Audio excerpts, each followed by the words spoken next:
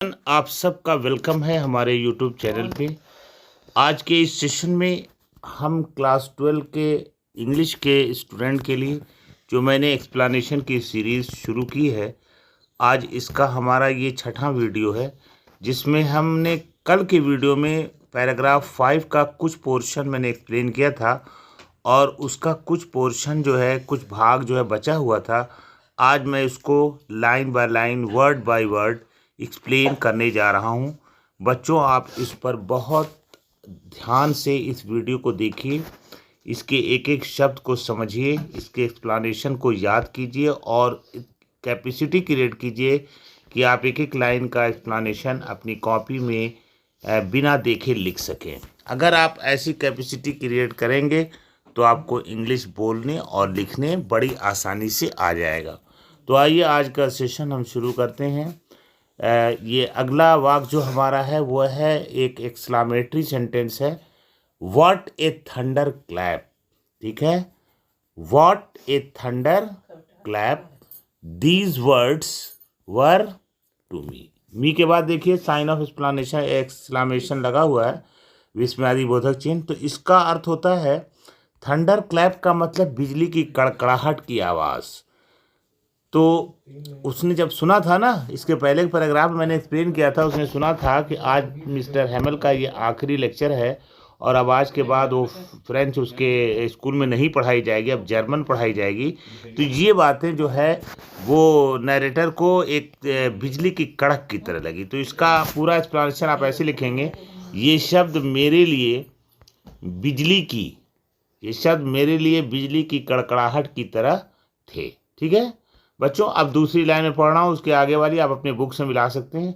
ओ, ठीक है, the riches, riches कहते हैं बुरे लोगों को, खराब लोगों को। That was what they had put up, ठीक है, एट द टाउन हॉल। वो टाउन हॉल से गुजरा था तो उसको भीड़ मिली थी, तो समझ नहीं पा रहा था। अब समझ में आया कि वहाँ पर क्या था, कौन सी चीज़ थी। उसका अर्थ हो गया कि हाय बुरे लोग, रिचेज मतलब बुरे लोग, सभागार मतलब टाउन हॉल, पर उन्होंने, यानी बुरे लोगों ने, उन्होंने यही लगा दिया था, मतलब यही सूचना लगा दी थी ये वाली कि अब फ्रेंच नहीं पढ़ाई जाएगी और अब जर्मन पढ़ाया जाएगा, और यही न्यूज़। ठीक है, आगे देखिए। माई लास्ट फ्रेंच लेसन, मेरा अंतिम फ्रांसीसी भाषा का पाठ। इस पर वो ताज्जुब कर रहा है, आश्चर्य कर रहा है। वाई, क्यों? आई हार्डली न्यू, मैं हार्डली माने मुश्किल से, कठिनाई से, न्यू मतलब जान पाया, हाउ टू राइट कि कैसे लिखना है। कह रहा अभी मैं मुश्किल से जान पाया था कि फ्रांसीसी भाषा को कैसे लिखना है। आई शुड नेवर लर्न, कह रहा है I should never learn any more, कह रहा है कि अब तो लगता है कि और ज़्यादा हम कुछ भी नहीं सीख पाएंगे।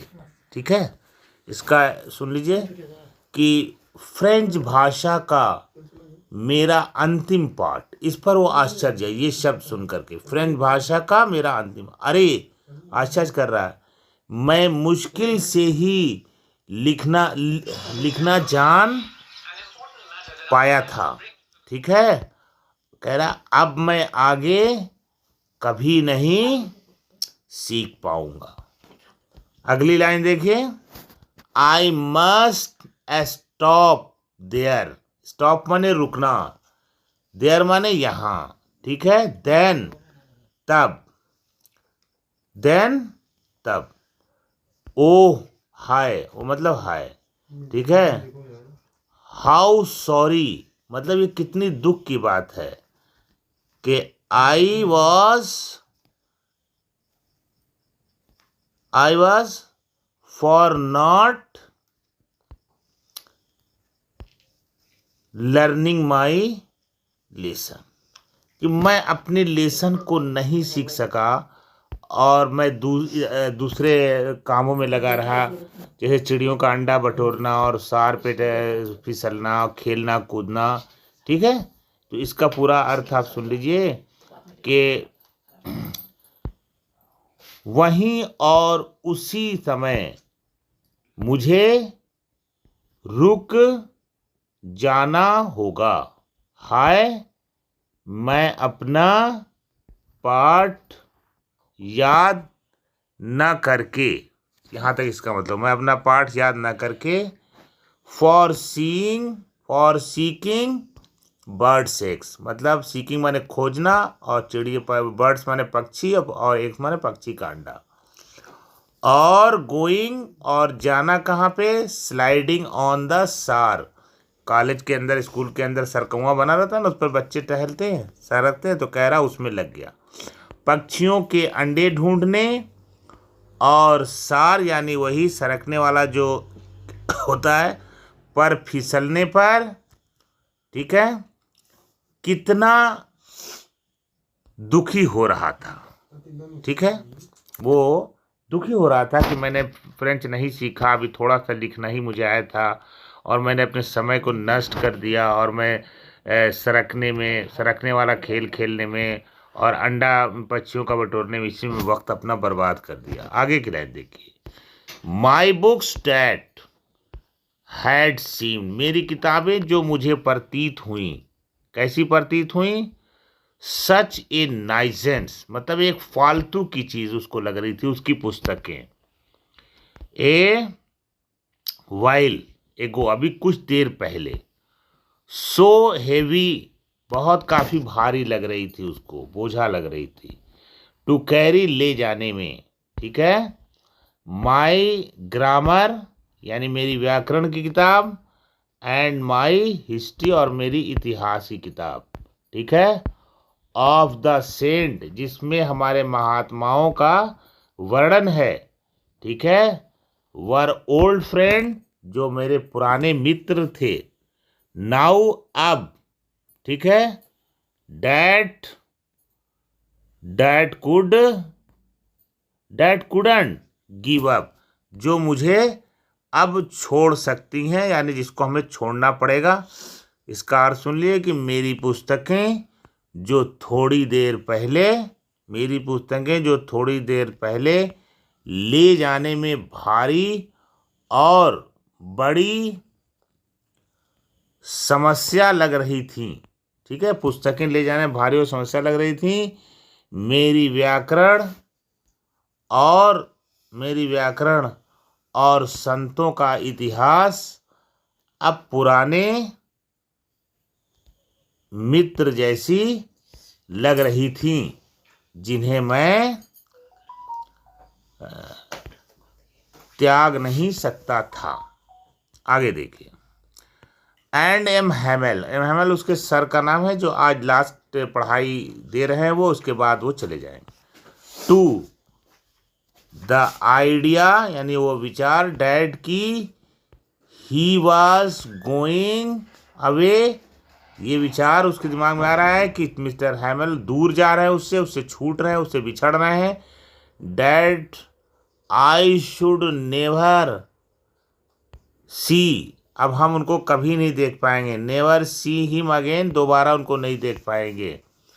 मेड माई, ये चीज़ें उसको क्या बना रही थी, made my forget, made me, क्या होता है, made me forget all about his, उनके बारे में, रूलर, उनके छड़ी के बारे में, and how cranky he was, और वो कितने सनकी थे।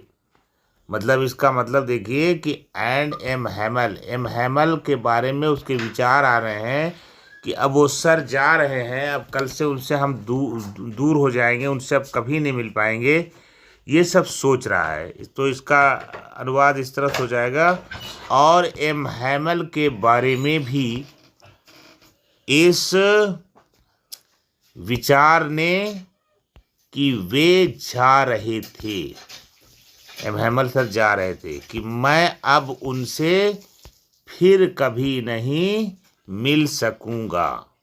मुझे उनके डंडे के बारे में और वे कितने बदमिजाज थे, ठीक है, उनके बारे में, इस बारे में मैं अब कुछ सब इस बारे में सब कुछ भुला दिया, मतलब उस बारे में से सब कुछ भुला दिया। तो बच्चों ये था पैराग्राफ नंबर 5 का वर्ड बाय वर्ड जो है एक्सप्लेनेशन, और पूरे पैराग्राफ का एक साथ एक्सप्लेनेशन जो मैंने बोल भी दिया और आपको लिख करके भी दे रहा हूँ। इसको आप बार बार पढ़ें और समझें और इसको अपने से लिखने की कोशिश करें। Thank you so much for watching my video. और बच्चों वीडियो को लाइक ज़रूर किया करें और अपने फ्रेंड में इसको शेयर कीजिए, सब्सक्राइब कीजिए। All right.